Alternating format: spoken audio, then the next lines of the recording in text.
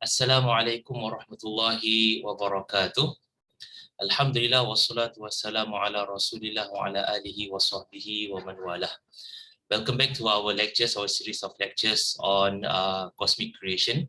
And we have started a fortnight ago, and we have started discussion on the creation of Earth. We have left already the creation of the heavens or the universe at large. So we are now concentrating on the creation of our own good old Earth itself. And I have already started discussion last 2 weeks that Earth is about 4.55 billion years old. It's quite old already, as what the Prophet ﷺ mentioned in his hadith, that this Earth is already very old. So how old is this Earth? 4.55 billion years old. How much left of this Earth? How much time left for this Earth? We do not know, right? Because Allah Subhanahu wa Taala keeps the end of the end of time or end of the Earth, Yawmul Qiyamah, as something that is a secret, right? Nobody knows, right? Even Malaikat Jibril does not know. All right. So we have covered that, how old is the Earth, and we have covered already how they discovered that the Earth is 4.55 billion years old last 2 weeks. And I've also covered on the about the sun itself. And we have already knew, right? The scientists already knew that the sun is a little bit older than the Earth. It means that the sun formed first, then a little bit later. When I'm talking about a little bit later, I'm talking from the astronomical point of view. I'm not talking from our own, normal point of view. For us, a little bit later might be 1 hour, 2 hours, or 1 day. But from astronomical point of view, a little bit later might be 100 million years later, or 200 million years later. So we are talking about millions of years, right? So sun formed first, and then about 200 million years later, or 300 million years later, then the Earth started to form. And the sun, I've already shared with all of us that the sun is about middle age right now, right? So it has already passed the middle age, means that 4.5 billion to 4.7 billion years of its age is already passed, and it has another half of it in front of it, which is another 4.5 billion years in the future. Okay, that is the natural average lifespan of a star like sun, which is yellow in color. How do we know? I already discussed this from statistics, right? Looking at billions and billions of stars, millions of stars out there, and scientists already put that in the statistics and in the diagram. So we know that from statistics that the sun is already midway. So it doesn't mean that life for the next 4.5 billion years will be the same as 4.5 billion years in the past. No, right? Because the sun will definitely get bigger, and I've already shared with you why this happened, right? Suns will change in color from yellow to orange, and then after that to red, right? It will get so huge that it will cover Venus, means the size of the sun will be bloated until it reached to the orbit of Venus, and some calculation put it as it will cover the Earth also. Some said no, the Earth will be very, very close to the sun, right? And so therefore life on Earth will be not possible.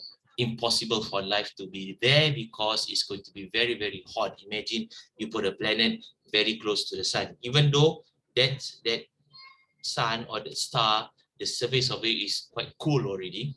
How cool it is, still it is not as what we can experience right now, right? Earth is in a position where water can form in liquid, right? Liquid form.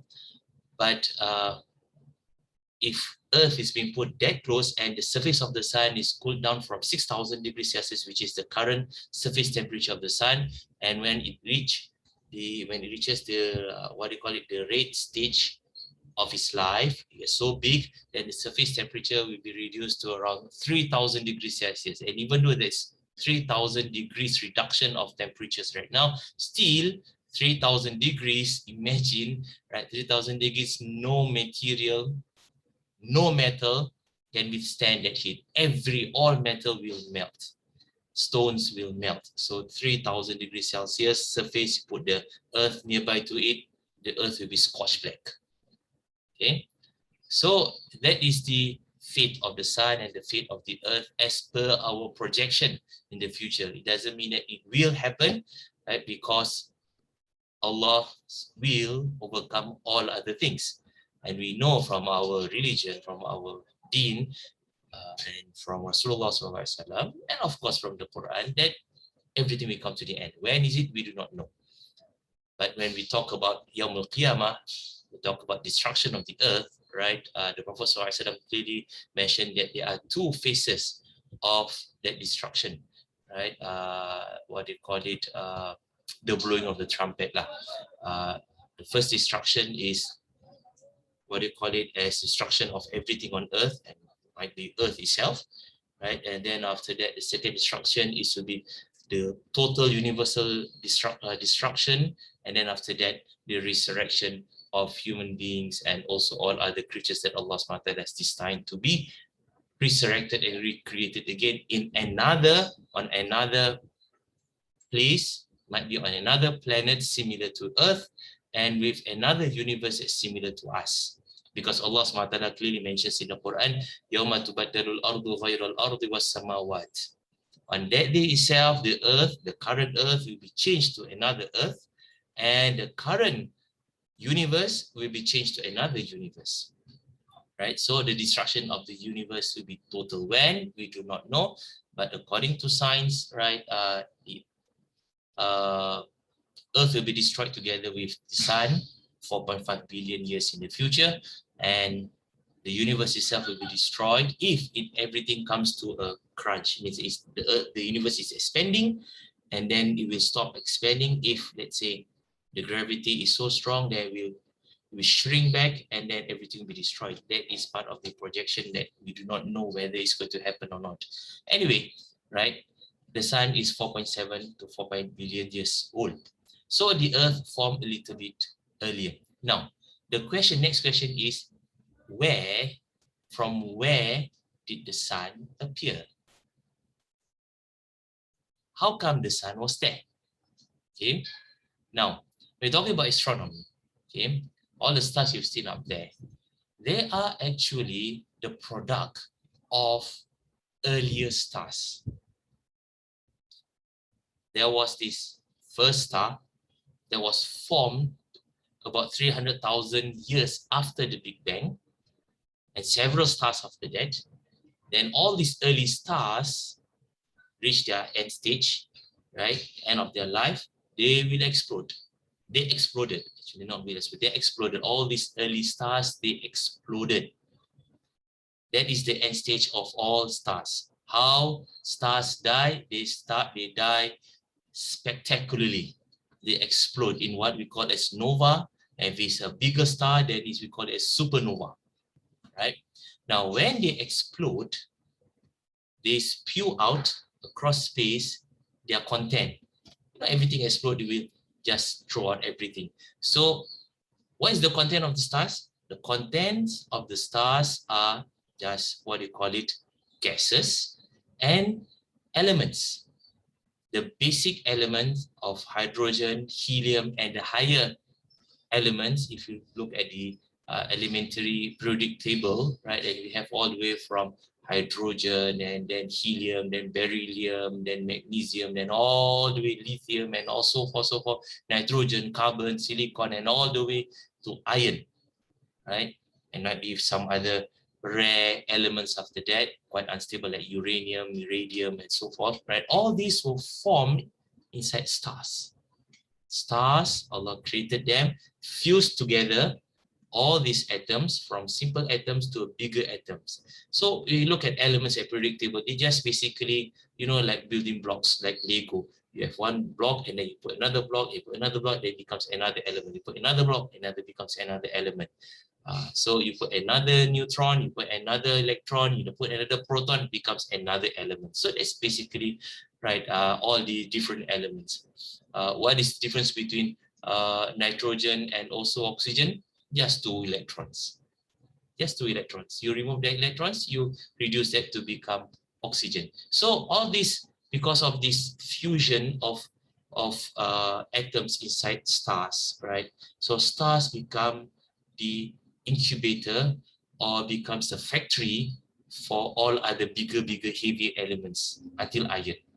So when it explodes, it throw out all those elements across space. So what happened to all these elements that were spewed out to space? Now, when all these gases were thrown out, right, chaos reign. There will be chaos, right? When we have chaos, then we have certain places where there are concentrations of those gases and certain places where the gas was spread out. You know, if you throw things here and there are certain places where these two things will collide each other, so it becomes a clump. Okay, so this is what we call it as a chaotic condition after you throw out all those gases. So we call it as eddies, and we call it as concentration of gases. Where we have this concentration of gases, the gases accumulate, right? And you know, if you're talking about science, they use the word random, right? A random action happens. So you throw out randomly, things will, certain things will get together, certain things will not get together. They said they use in mathematics, they use the word probability. Probability that it will happen is 90% or 0.9. Probability that it will happen lesser is 0.5 or 50%. That probability that it must happen, it cannot not happen, it must happen, the probability is 1 or 100%. So the probability that the sun will rise tomorrow is 1. The probability that Kiamat will happen tomorrow will be 0. Why 0? Say, no, Kiamat can happen tomorrow. No, Kiamat cannot happen tomorrow because Nabi Isa AS has yet to come down from the heavens. Dajjal is not there, right? Dajjal is not around on earth. If it's around on earth, yes, it might be around, but the effect's not, I mean, physically we can't see Dajjal. So Kiamat happen tomorrow, 0. Kiamat happen next week, 0. But the sun rises in the east tomorrow, 1. The sun rises from the west tomorrow is 0. So probability is from 0 to 1. Okay. So mathematicians, scientists, they use the word probability. Statistically, probability is like that. Randomly, it's like that. But in Islam, for us, Muslims, right, there is no such thing as the word random. Probability, yes, for this mathematically we have to use that mathematical language. But when we talk about random occurrence, random things happening, in Islam, there is no such thing as random. Why? Because we believe everything has been planned by Allah subhanahu wa ta'ala. Every single smallest thing, even to the movement of the electron or the proton or subatomic particles, where it moves, when it moves, how it moves, everything has been determined by Allah subhanahu wa ta'ala. We're not talking about our fate, right? That is something that is what do you call it?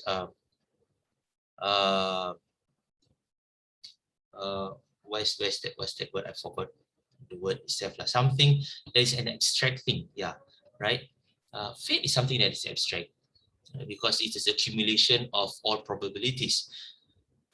But we're talking about physical movement in Islam, for Muslims, in our Tawheed, in our Islamic creed, we believe that everything has been preordained by Allah SWT. Everything has been planned, everything has been stated in where?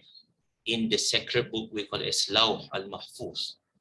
And when was this Lawh Mahfuz was created? We've covered that, right? In the early part of this series of lectures, it was created as early as after the first creation. So the first creation, according to the Sahih Bukhari, was water, right? Second creation might be that qalam.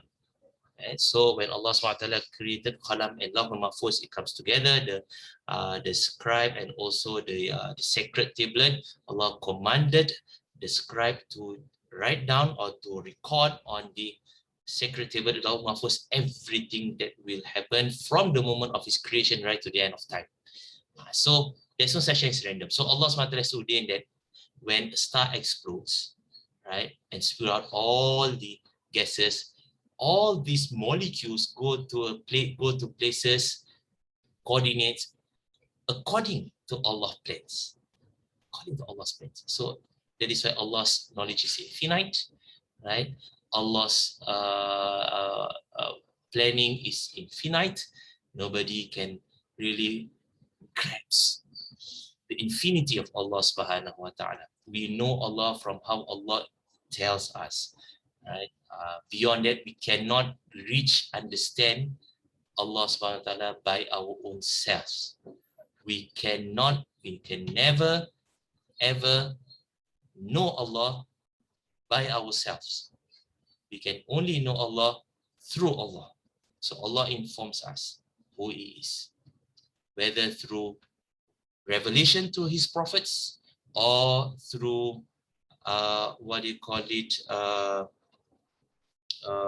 ilham, right? Inspiration given to certain people like Nabi Ibrahim alayhi salam and Ashabul Kahfi, or certain people through their own fitrah that Allah SWT has created and put inside all of us, that shows us, that informs us that there must be one God.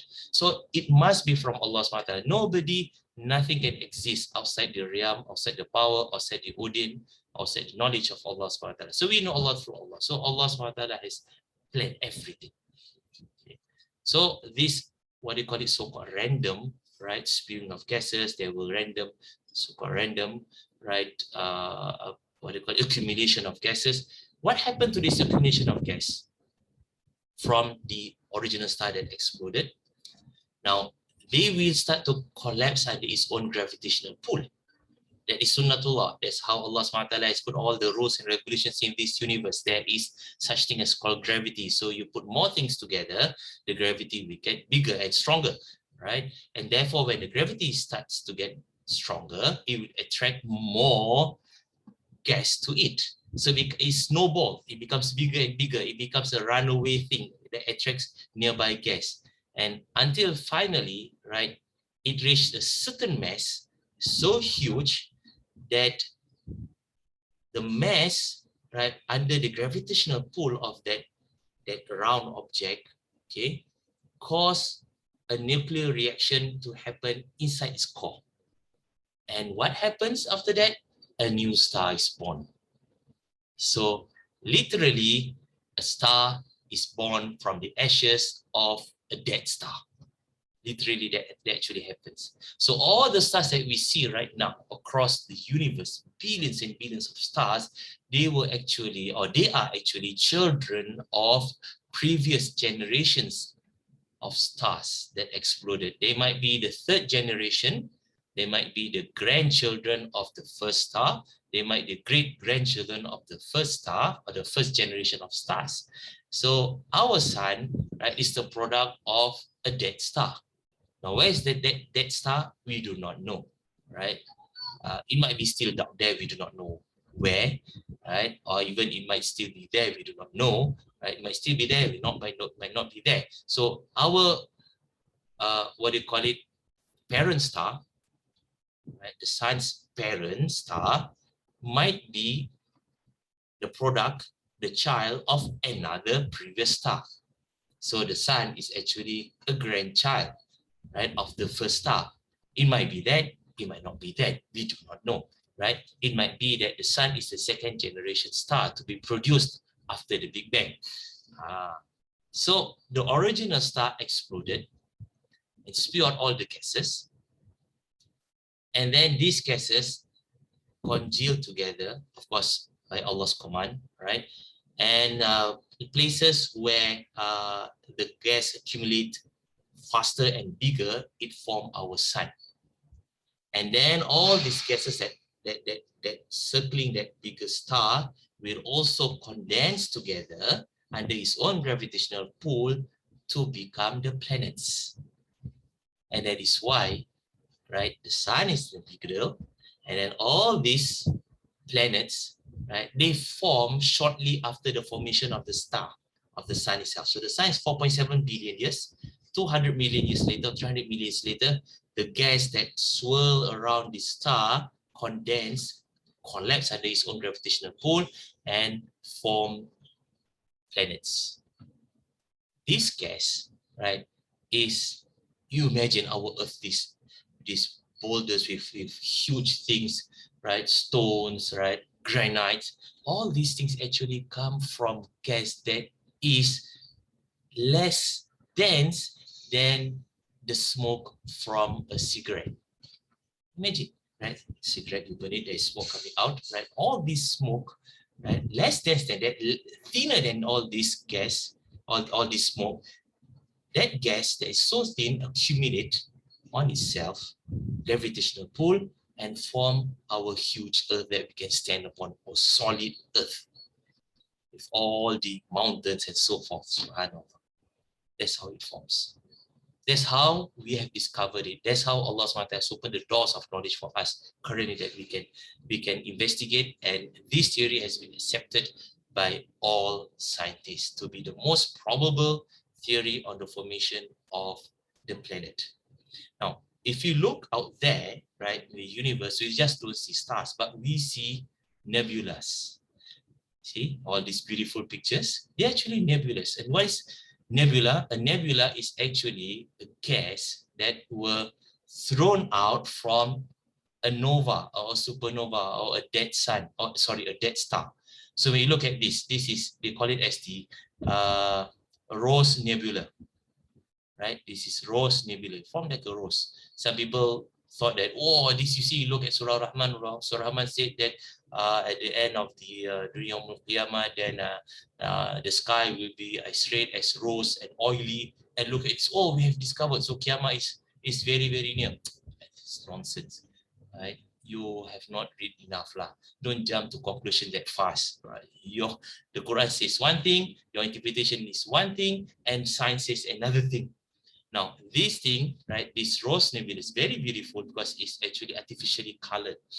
If you look from telescope, right, you can't see this really bright, what do you call it, bright colors, vibrant colors. No, right? They enhance it. You still can see some colors, red, right, a little bit of, let's call it green and blue. Yeah, it's like that, but not as vibrant as it. But what is this all about? This is actually, right, gases thrown away from the dead star. And the original star that exploded, right, is this one in the middle. It becomes a white dwarf. It's very hot. So all these stars actually, sorry, all this gas, it becomes bright in color because of the light that is being emitted by its original star. So it lighten up all those gas, so we can see it and we can enjoy it, right? And for sure, right, certain places here, right, there will be accumulation of gas, and might be 500 million years later, or 200, 300 million years later, we do not know when, but another star will form, right, or planets will form, or a planetary system will form with its star in the middle and the planets going around it. By the way, if you want to know, right, the existence of planets, right now we already discovered the existence of planets is quite common in this universe. So far, we have discovered about 5,000 to 6,000 planets.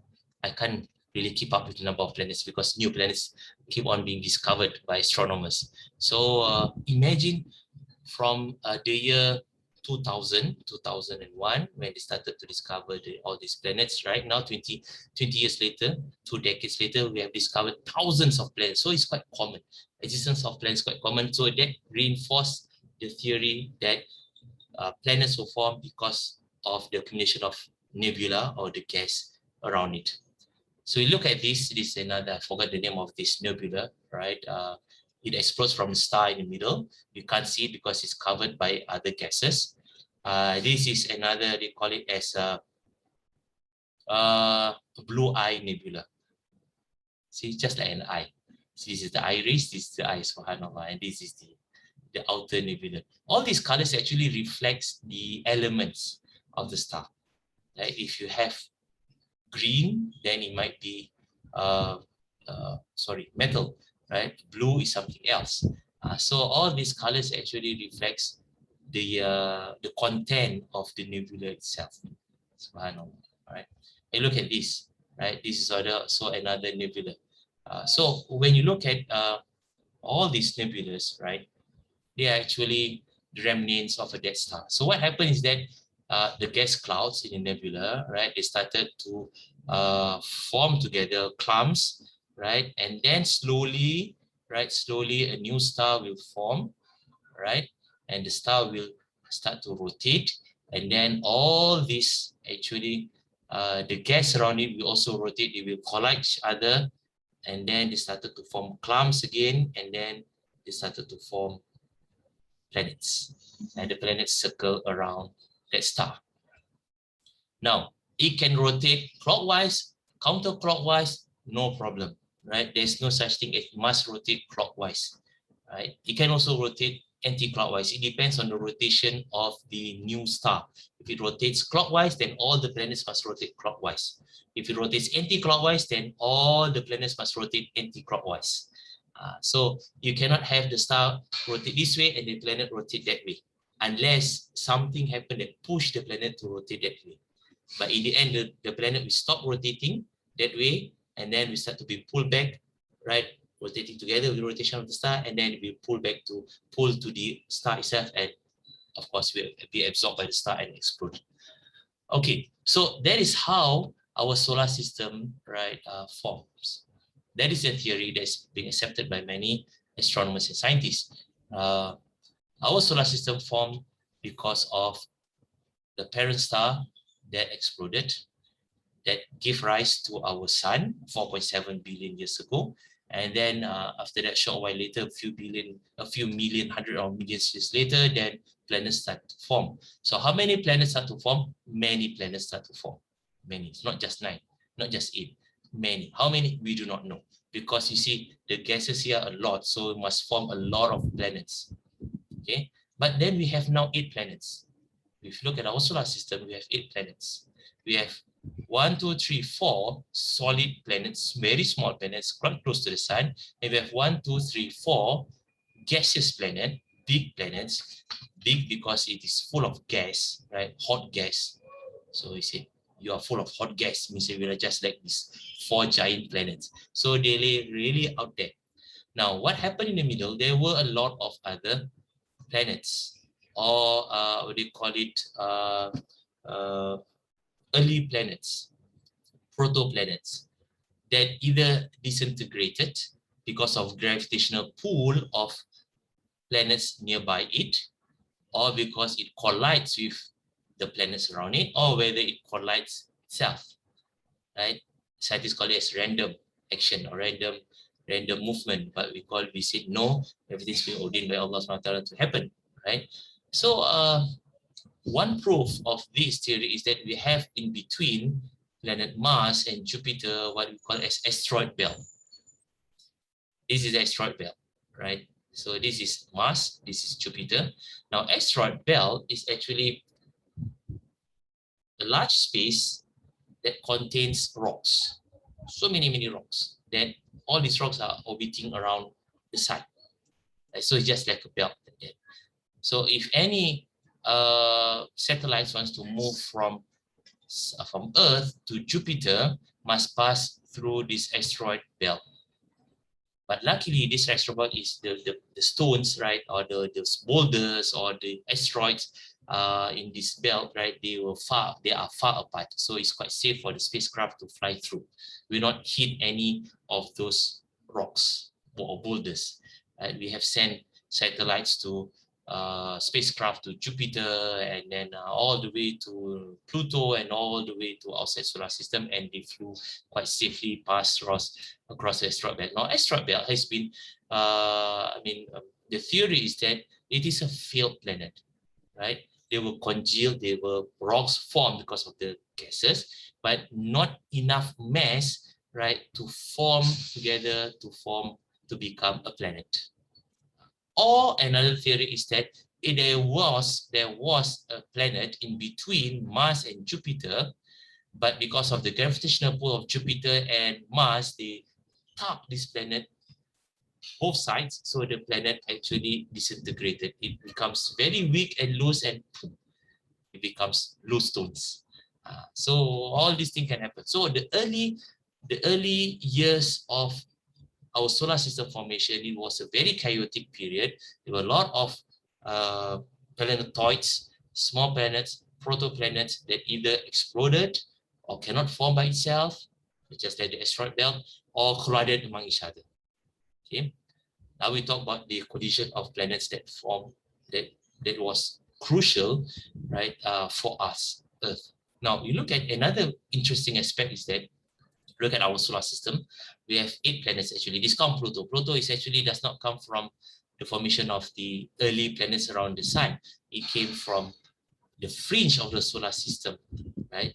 It becomes solid. The mass becomes solid mass because the gas congealed itself becomes solid mass, but it formed really outside the solar system. But it was attracted by gravitational pull of Neptune or Uranus or Sun itself, and it becomes another satellite of the sun itself. So it's not considered as the actual children of the sun, adopted child of the sun.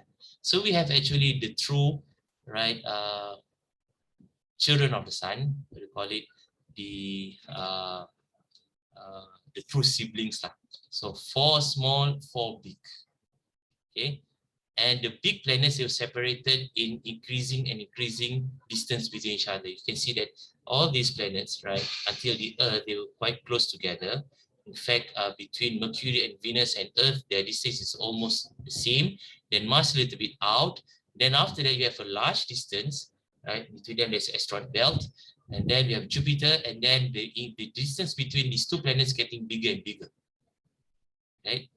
So there is a mathematical, what do you call it, calculation for it, why it happens that way. So whatever it is, so interesting is that all these 4 huge planets, they are gaseous planets, full of gas. Doesn't mean that they do not have any solid core. They do have solid core, but the solid core is way inside it. Like for example, Jupiter is the biggest planet, right? All these things are gas. Now, if you have a spacecraft that can fly through all this gas, it will take months, might be months, not just weeks, months to reach the core, or not the core, we see the rocky surface of planet Jupiter. They'll be really in the middle of Jupiter. So it's full of gas. The gas is thousands of kilometers. In this atmosphere, it's the atmosphere of Jupiter itself is thousands of kilometers high. As for Earth, our atmosphere at most is around 100 kilometers, but there is pushing the extreme. Actually, our atmosphere ends around about 50 kilometers. So that is about how high our atmosphere. Beyond that is just outer space, and we cannot live. We cannot breathe actually. Any oxygen cannot live as how we are beyond the 6,000 meters high or 7,000 meters mark.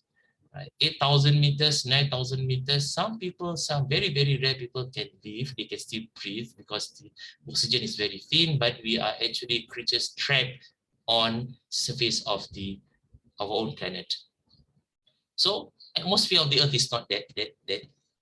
It's a very thin slice of atmosphere, right? But this atmosphere, this very thin slice of atmosphere that protects us, that allows us to live, but we are in the process of poisoning our own atmosphere, destroying our atmosphere, so that we actually are putting ourselves in danger. We are killing ourselves. Slow murder, self-suicide. Right? It's a very slow process. We are killing ourselves. The scientists have been telling us for decades, since 1990s, we are killing ourselves with pollutions, but we can't stop ourselves from killing our own selves because we want money. We want wealth, right? Money overrides everything.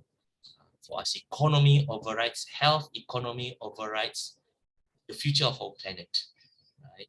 And we talk about, but economy and politics, economy, it gives rise to politics. So politicians survive, politicians want to survive because of economy. They don't care what happens to the Earth 20, 30 years down the road. For them, what is important for me is I can win the next election, so I can rule for another 4 or 5 years, and that's it. Right? So a very, very immature approach in life, these politicians, wherever they are in this world. So we do not have leaders, we have politicians. Leaders are the ones who look decades, hundreds of years, right, for the welfare of the whole earth itself. But politicians, they just have very narrow vision, 3 years, 5 years down the road, and that's it. After that, I do not know, I don't want to plan. So we are poisoning ourselves. But you look at our going back to our planets, right? We have these 4 planets. The smallest of these 4 planets is Mercury. Okay, Mercury is the smallest and the closest to the sun. Now, Mercury has no atmosphere at all. It is a barren, solid rock. No atmosphere.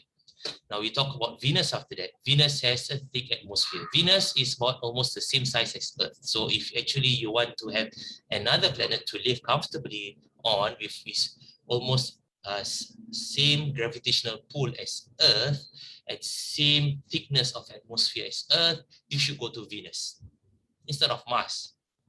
Why? Because Mars is much smaller than the Earth. Right? When you talk about small, then the atmosphere is very thin and it's very cold, right? So why don't people go to Venus or explore Venus?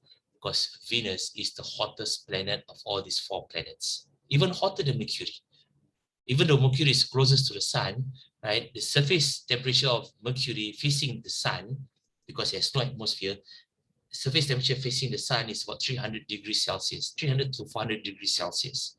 And the surface temperature that is away from the sun on the night side is minus 200 degrees Celsius. So imagine if you go to Mercury, right, for a few hours, you'll be big burn at 300 degrees Celsius. And then another few hours when you approach nighttime, you will be frozen solid. And then after that, you will be thawed again, burn again, and then frozen. That's why Mercury is a dead planet. Right? Nothing can survive there. But when you talk about Venus, the surface temperature of Venus has been found to be in excess of 400 degrees Celsius, on the region of 450 degrees Celsius, even though it is further from the sun. Now, why is it so hot? Because Venus is actually a runaway greenhouse effect on a planet. You want to know what happened if a planet has so much carbon dioxide? Look at Venus. Venus has so much carbon dioxide, right? But not as much as oxygen on Earth, right? But even though the carbon dioxide there is about 10%, that is enough to trap the sun's heat. It's like a greenhouse, right? Trap the heat and does not allow the heat to escape to space. So all the heat accumulated, and it becomes so hot in there. So carbon dioxide is a gas, it's a very dangerous gas that traps heat. We know about this thing, but we ignore it. And we are actually putting Earth on the trajectory to become like Venus. We are producing carbon dioxide like nobody's business. From 1970, rather 1970 to the year now, which is about 50 years, right? Our production, the content of carbon dioxide in the atmosphere has been doubled. Imagine, double, right? Previously, right, carbon dioxide's content of this atmosphere is about 0.03%. Now it is 0.06%. We are releasing a lot of carbon dioxide because we burn a lot of fuel, hydrocarbon, to generate electricity. We want electricity because we all want to live comfortably, especially in Singapore. Almost all house wants to have an aircon. We don't care, right? What happened, where this energy come from to produce or to generate that aircon? It comes from electricity. Electricity comes from burning of fossil fuels, burning of gas, burning of hydrocarbons. And when you burn hydrocarbons, you release carbon, and carbon mixed with oxygen becomes carbon dioxide. So that's why a lot of carbon dioxide is out there. We cannot stop. We are addicted to hydrocarbons. If you ask people, do not switch on the aircon, they will just disobey you. I'm hot, I want to switch on the aircon. But if you want to destroy the planet, I don't care. I'm so hot right now. What I want is my immediate satisfaction, right? I want immediate comfort. So this is human being. We are selfish. So we are actually really producing a lot of carbon dioxide to the point that the Earth actually cannot capture back the carbon dioxide. And if you continue to produce that, definitely the surface temperature of the Earth will increase. We get very hot for us, but it will not reach 100 degrees Celsius, right? But it's still very hot. It will reach to 40, 50 degrees Celsius. It's been projected that by the end of this century or earlier than that, no one can go to Mecca and Medina anymore. No one. Mecca and Medina, Kaaba will be empty of people. UAE will be empty because Middle East will get so hot, 50 to 60 degrees Celsius. Nobody can go there. How can you do tawaf at 50, 60 degrees Celsius? So the Kaaba will still be there, inshallah, but where are the people? Where are those people who are going to do tawaf? Who are going to visit the Prophet ﷺ where the temperature has reached 60 degrees Celsius? But actually the projection is going that way, right? So I'm sharing with you this thing. Unless we do something, unless all the governments on earth stop this or lessen or reduce the production of carbon dioxide, this earth will be not easily habitable for us human beings. So Venus is actually an example, right, of what happens if there's a lot of carbon dioxide in the atmosphere. Then we talk about Earth. Earth has atmosphere also. Mars has atmosphere, right? But all these atmospheres, they are not that thick. When you talk about Jupiter, Saturn, Uranus, Neptune, they are thick atmosphere. Now, why all these 4 planets have thick atmosphere, thousands of kilometers thick, whereas, right, all these rocky planets beside Mercury, Mercury has no atmosphere, but all these 3 other rocky planets, they have thin atmosphere, less than 100 kilometers thick. Now, the theory is that, right, as the sun, originally all these 3 planets, they have lots of atmospheres because they're just accumulating all those gases from the earlier star, the dead star, the parent star. Right? So they have thick atmosphere just like Jupiter, Saturn, Uranus, and so forth. But as the sun gets more and more energetic, when it started, it was less energetic, and this gets older, right, it becomes more and more energetic, just like human beings, right, and gets hotter and hotter. So therefore, the radiation from the sun itself, right, sun emits radiation, particles, right, alpha particles, beta particles, gamma rays, right, alpha and beta, they are particles. So these particles, right, they blew away slowly, or they degrade, they reduce the atmosphere of the planets that are closest to the sun. And so therefore, Mercury being closest to the sun suffered the greatest. So it suffered the solar wind, right? And it slowly blew away all those atmospheres for millions and billions of years, to the point that no more atmosphere left on planet Mercury. And Venus and Earth, the atmosphere of the Venus and Earth being eroded, right, slowly, until to the point where it cannot be eroded anymore. It cannot be pushed away by the solar wind. Why?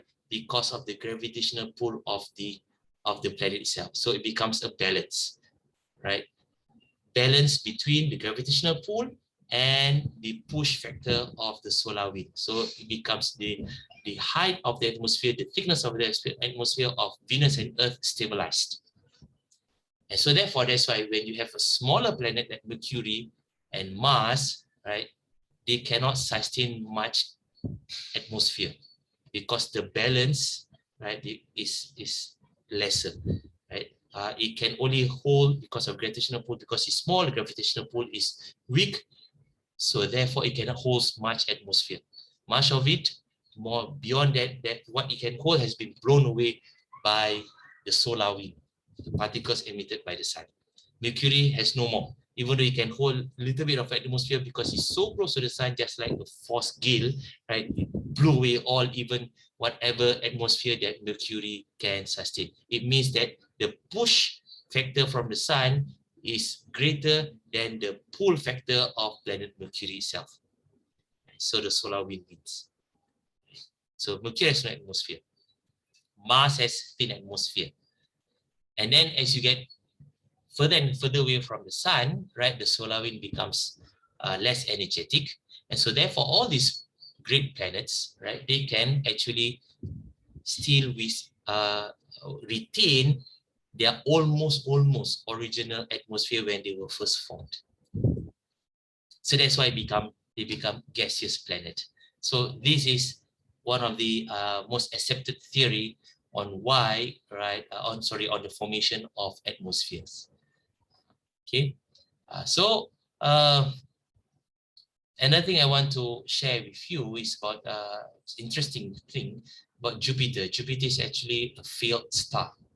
It's actually on the track to become a star because of the hydrogen and helium that it managed to capture, right? But it failed to become a star because it was not large enough, not enough gas accumulated and captured by Jupiter. If, let's say, Jupiter managed to capture so much so much gas from the original dead star, then you become a second star and you have a dual star. So you have a smaller star here and a bigger star there. And then for us, we will not ever know the existence of stars because 24 hours will be bright. Our sky will be bright, right? Nighttime will be shown by Jupiter. Daytime, right, there will be the sun. So no nighttime, we do not know the existence of other planets. What more, right, stars. So Allah SWT caused Jupiter to become a stunted star. That cannot become a star, but still it produces heat, right? And the heat produced is actually greater than the heat that it absorbs from the sun. How they measure it? They send, of course, spacecraft and they measure the heat emitted by Jupiter. Saturn also, but Saturn is more like a planet rather than a failed star. And Saturn has its rings, right? Now, where does this ring come from? The ring comes from moons that were close to Saturn, and because of gravitational pull of Saturn so great, it destroyed the moon. So the tug of gravity between Saturn and also the moon itself disintegrated the moon, and all these boulders from the destroyed moon circle around Saturn and becomes the ring. And this formation of Saturn ring is quite recent. This ring was not there about 1 billion years ago. So about 400 million years ago, it formed, and then it will dissipate. It will slowly thin out, and then maybe a billion years in the future, Saturn we have no more rings. So we are in this time where we can see the ring itself of the Saturn, the only planet that we can see the ring. But if you want to know, actually Uranus also has a ring, but the ring is still forming, right? Because from destroyed moons that circle around Uranus. And Neptune also has a stunted ring. But in the future, right, scientists have predicted that might be about a billion years in the future or 2 billion years in the future, then Neptune will have another spectacular ring, just like Saturn, because of the accumulation of debris from destroyed moons. I say moons, because Neptune, Uranus, Saturn, and Jupiter, they have many moons. We have one moon, right? Mars have 2 moons. Jupiter still counting, right? Current number of moons for Jupiter is beyond 40. Imagine, beyond 40 moons, 40 to 50 moons. Saturn also, Uranus, all these are more than 30 moons. So they have many moons. So all these things, planetoids like Pluto, being captured by all these what they call it, huge planets. So these are the interesting things about our solar system. Okay. Right, so we have covered the solar system, the formation of the solar system. Next week, inshallah, I will start on the formation of planet Earth itself, right? And how from planet Earth, right, when it forms together with its sole singular moon. And the existence of moon itself is very interesting and very crucial for life on Earth. That, inshallah, we will discuss next week, okay? So I'm going to stop here and see if there's any question. Oh yeah, there's a question here. There are questions here. How is the first star formed? Very good question. I've covered this on previous lectures, but just to give a nutshell answer, very summarized answer. Because of hydrogen stars, right, accumulated and formed the first stars. It's always accumulation of gas being pulled by its own gravity, and when it reaches a certain critical mass, it will shine as a star. So that was how the first star formed. Allah caused it to form 300,000 years after the first Big Bang. How do elements determine color? Yeah, you know, when you burn, let's say for example, iron, you burn magnesium, you burn aluminium, then you produce certain colors. These colors sometimes cannot see it. These colors can only see from spectroscopy. Right? Now, these colors produced because of the jumping of electrons from one shell to another. If you learn chemistry, right? You supply heat, the electrons will jump. When the electrons jump from one shell to another, from one stage to another, it produces proton. And this proton produced with a certain wavelength. This wavelength is energy. And this wavelength is the one that determines so-called color that we can perceive. So when we do a spectroscopy of stars, we can actually know the content of that star because you can see the colors of that star from spectroscopy. Of course, we see with the naked eye, you can see only white color, red color, or yellow color. But we look from that spectroscopy, we break it into what do you call it? From a prism, we break it into all the 7 colors. We can see, right, the lines that being dark lines being formed in that spectrum of light. So this is all chemistry and physics. Now, if the politicians and businessmen are at fault for the pollution, will we as common citizens be questioned in life hereafter? How can we educate the old generations about the 3R in order to save Earth? Our future generations are in danger of these politicians' policies. You cannot just blame the politicians. The politicians are there because of us, right? They want to survive. They want to have political survival because of votes. And they can only get votes if we vote for them. And we vote for politicians that we think can bring much benefit, economic benefit to us. So the blame is on us actually, right? They are just the syndrome. Politicians, businessmen, they are syndrome. We are the one, commoners. We are the sickness. If there's no supply, there's no demand, there's not going to be any supply. If we want demand, if there are demands, then supply must be there, right? Where is the extinction of animals? Because the demand is there, so people kill, right? People destroy. Why there are what they call it, overfishing of the oceans? Because we commoners, we want to eat all the fish, right? And we enjoy all these shows where fish has been served or food is being served, all these cooking shows, right? Where they just cook and then they just throw it away.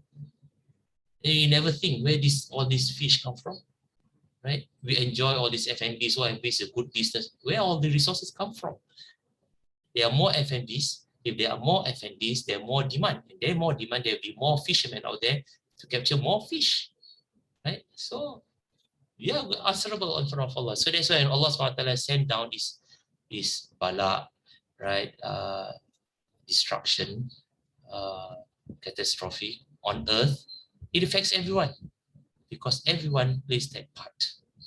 You cannot say it is you, not me. It is me actually, and you actually is same as me. So this is what happened. So how to educate the older generations? If you can, you can. If you cannot, then they will go. It's better to educate the younger generations than the older generations and educate the current generations, the one that is working generations. Right? So that's the answer. Is climate change accelerating the rate of Qiyamah, or is it already Allah's qadar we should accept and do nothing about and just increase our ibadah, majaria? Qiyamah will come when it will come. It's none of our business when it will come. Our business is to take care of this planet. Our business is to perform our duty and role as Khalifa. That is what we're going to be questioned by Allah. We cannot just fold our arms and say, okay, it's going everything to be destroyed, Qiyamah will come. So why bother doing things? Everything will be destroyed by Allah SWT. You yourself will be destroyed by Allah. We will die. So why bother taking care of your health? Why bother working and earning money when you know you're going to die? Why bother getting married when you know you're going to leave this world? Why bother everything? That's the question, right? So the thing is that, right, we don't bother ourselves with things that Allah SWT has kept secret from us. That is Allah's business. We bother ourselves with what Allah has entrusted upon us. That is to take care of this earth as a Khalifa. So, amal ibadah is not just performing amal ibadah, right? Salat, reading the Quran and so forth. No, right? Ibadah is performing our role and responsibility as the Khalifa of Allah. Every one of us has to play that role. How small it is, doesn't matter, because Allah knows better. How do planets have solid cores when their cores are usually hotter than the surface? Very interesting. How come the mantle can melt but not the core? Thanks. Okay. This question actually very interesting, and I'm going to answer with respect to Earth. I'm going to give Earth as an example, right, about this core, right? Core, it cannot melt, but the mantle melts, but it's so hot inside. How come it happens that way? How come the surface of the Earth is so cold, but inside is thousands of degrees Celsius? So that thing, inshallah, we'll try to expound and explain next week, inshallah. Okay. Now, why is the sun a planet, or did I miss? No, the sun is not a planet. The sun is a star, right? Okay, so that's about it. Thank you very much. We'll meet again next week. So we end with Tasbih Kafara and Suratul Asr. Subhanakallah bika asyhadu an la ilaha illa anta astaghfiruka wa atubu ilaik. Bismillahirrahmanirrahim. Al-'asr al-insan fi khusr illa alladhina amanu wa 'amilus solihat wa tawasaw bil haqqi wa tawasaw bis sabr. Thank you. Assalamualaikum warahmatullahi wabarakatuh.